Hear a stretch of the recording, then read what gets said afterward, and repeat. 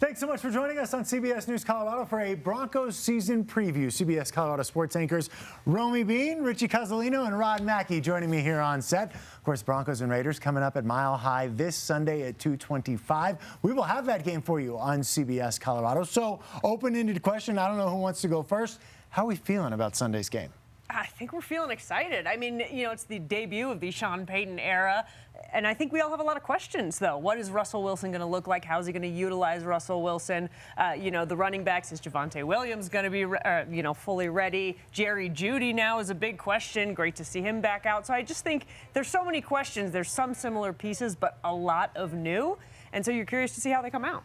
Who's not a question mark on this team at this point, guys? I mean, even the defense, which was so great last year, has a new coordinator, an old coordinator in Vance Joseph, I suppose I should say. So, I'll start with the fact that Russell Wilson can't play worse than he did last year. That's good news. We had that conversation previously. I think that's something to look forward to. Can Sean Payton turn around the Russ machine? How is the offense going to look for this QB whisperer, we say, in terms of Sean Payton? And is there going to be an improvement? Are the Broncos going to be more fun to watch? Rod, please say yes.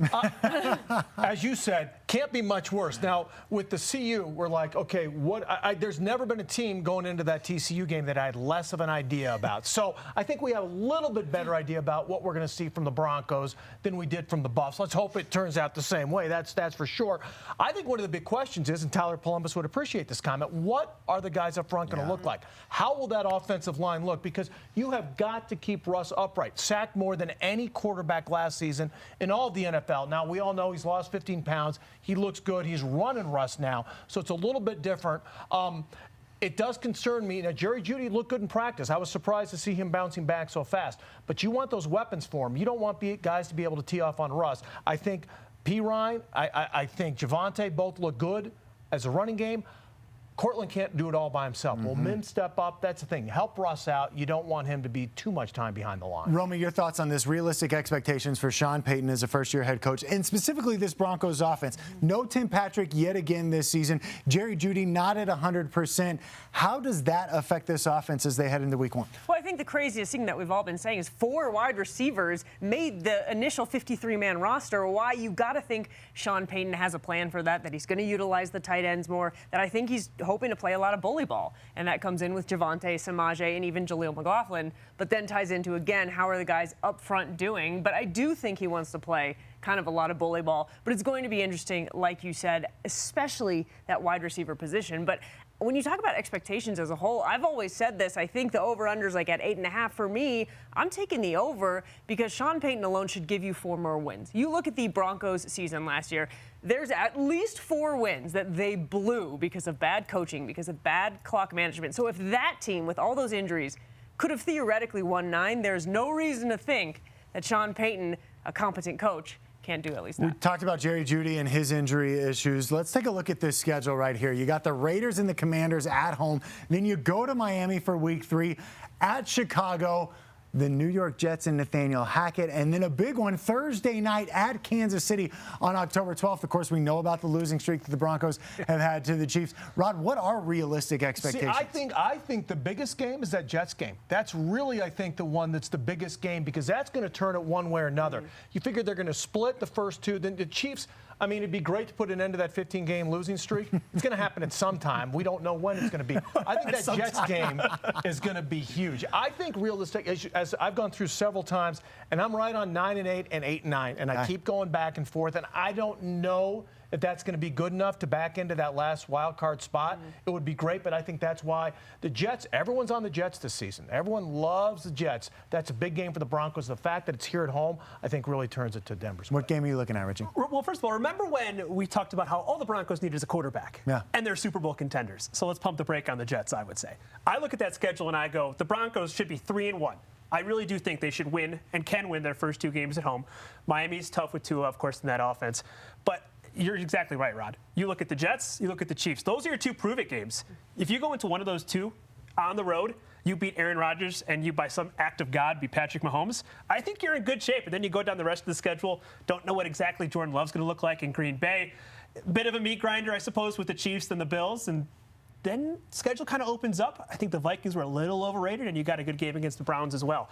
It's not impossible, as Romy said, for that 8.5 line to just get the over. Well, and we know how important a good start to the season is, as Richie was just talking about. They've got some winnable games. They need to take advantage of those games early in the season. Well, and you say, those are 2 prove-it games. I would say this Sunday season opener is a prove-it game because the Broncos have lost 6 to the Raiders. They've lost 15 to the Chiefs. It's unbelievable. The losing streak to the Raiders is worse than the 15-game losing streak to the Chiefs. Wow. And it's undeniable. The Raiders have a losing record over the last 3 seasons. They've won 24 games, and 6 of those are against the Broncos. The Chiefs at least have dominated. They've won Super Bowls. They've got Patrick Mahomes. This Raiders, you have to come out and beat the Raiders. You cannot keep losing to this team. And so I think you add that. That is also the 3rd prove-it game when you look at the schedule. Can't keep losing to Josh McDaniels? Is that what you're saying? Well, I'm with you. It's, you can't call game 1 of a 17-game season a must-win, but if you lose to Josh McDaniels and a bad Raider team again with all the newness, all the buzz, all the excitement,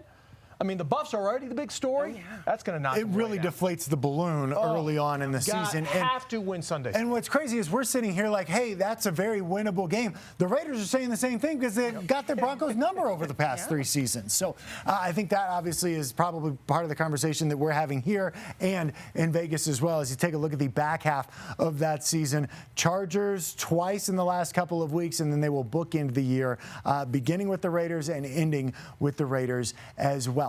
Richie, running back Javonte Williams coming off an injury. What should we expect from him this year? If he is as healthy as we've heard from camp with that ACL, I don't see any reason why he can't be a 1,000-yard rusher this year. I mean, he looked every bit as hyped as he was coming out of North Carolina with that 2nd-round pick. Then, of course, he went down. All he's got behind him is Samaje Perine and, of course, Jaleel McLaughlin. So he's going to be the workhorse in that offense. If Sean Payton is as committed to run-first offense as we expect him to be, I think Javonte might be the offense the Broncos have been looking for. Really impressive that he has recovered the way that he has from that injury. Rod, the Broncos defense has been their strong suit over the last several years.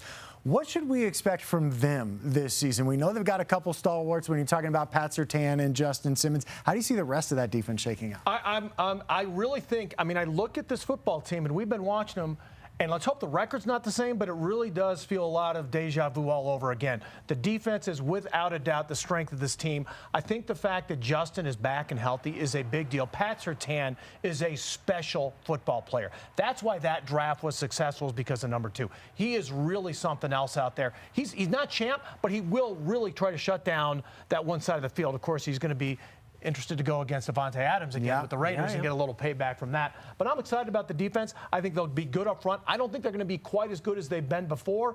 I think they like the way Vance Joseph has come in here. He's a guy that they all believe in. He's done some big things. I think he's much better suited to be a defensive coordinator than a head coach. I think, once again, the defense by far is a strength of this Denver team. All right, I'm going to put you on the spot, and we're going to go this way. Season record, what does it finish at? No waffling.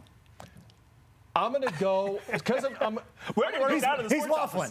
Here's the deal. I'm going to go 8-9 because I'm usually wrong, and I think I think it could be 9-8. So I'm going to go 8-9. So I'm wrong. I don't think they make the playoffs. I think they improve, but next year. What a guy. He's going 8-9 so that the team will be better than he predicts. I appreciate that. Jinxing like that. It's a Mackie jinx. We're going to make it work. What do you think? I'm with Rod. I think it's I'll say a more confident 8-9. Also missed the playoffs. I do think you win against the Raiders. I think you even sweep the Raiders this season. I'm that confident in that.